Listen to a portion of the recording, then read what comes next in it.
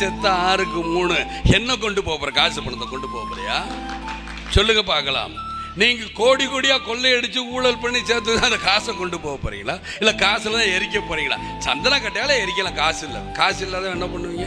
இல்ல புதப்பாங்க. ஃபாரின்ல கூட என்ன பண்ண, நீளம் 6க்கு 3 அதே மாதிரி குத்த வச்சு வைக்கலாம்.